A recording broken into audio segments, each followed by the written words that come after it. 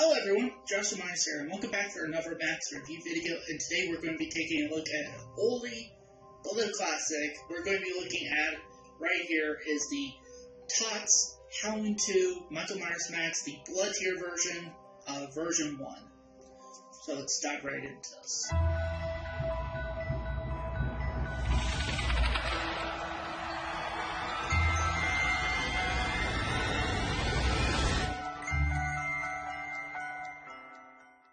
Okay, so this is, I will say, this was one of my oldest masks I've had, especially in regards to Michael Myers masks. I've had this specific copy for many years now. My very first mask was the TOTS Halloween 2 version 1 mask without the blood tier, just the normal version.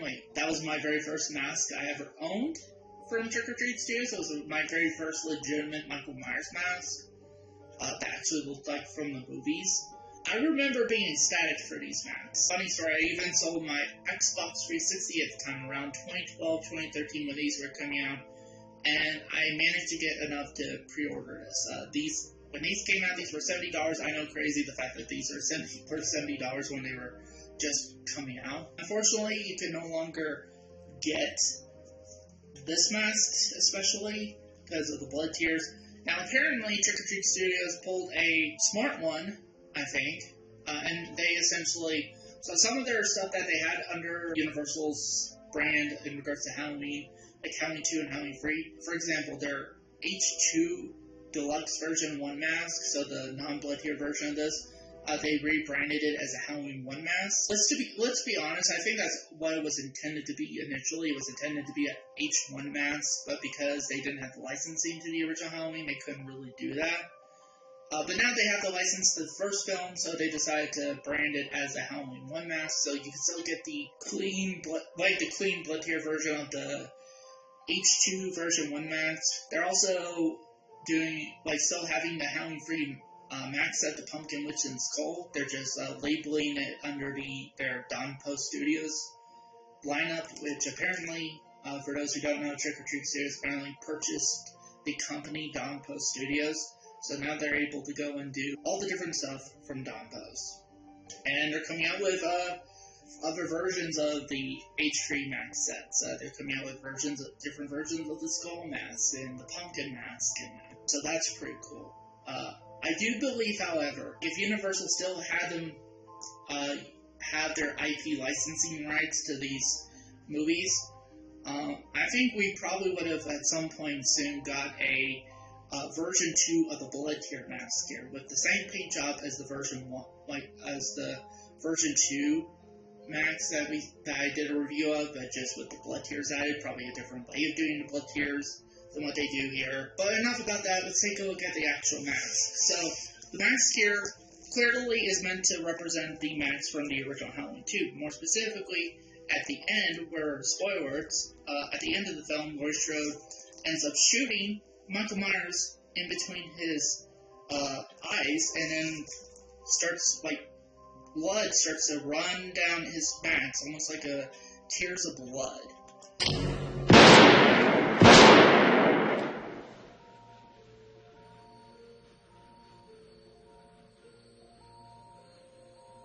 And he becomes blind in that, so, this is what it's supposed to be representing. I will say this. Just like with their version 1 mask, I think it is a good sculpt overall. It definitely looks like Michael Myers. If you were to actually look at this and just be like, yeah, it's Michael Myers. So, no doubt about it. There are different things I don't like about this mask. There's not much positives, really, I have. I will say, I think it's cool that they added details like the needle wound from the end of the first film where Laurie Strode jabbed him in the neck with a sewing needle. But again, personally, I like how they did this detail on the H2 version 2 mask more. So again, I think if we had done, they probably would have done a H2 blood tier version 2 mask with the same paint job and that as the H2 Deluxe version 2 mask. Just maybe did the blood tiers differently, and of course doing the needle wound the same as what they did with the repaint, and then the hair the same. But anyway, I just don't like how the blood tiers look. It just looks fake. It just looks incredibly fake. Doesn't look like real blood at all.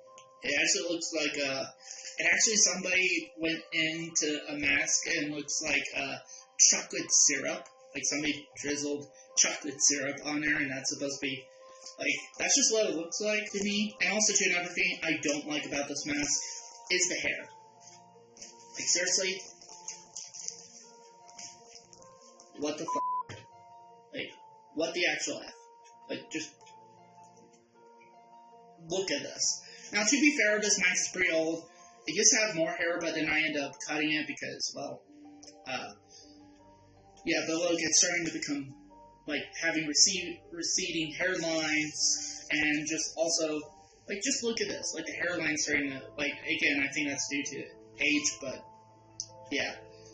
Also, due to aging, you could see, like, at the bottom of the neck, some of it's starting to peel and crack.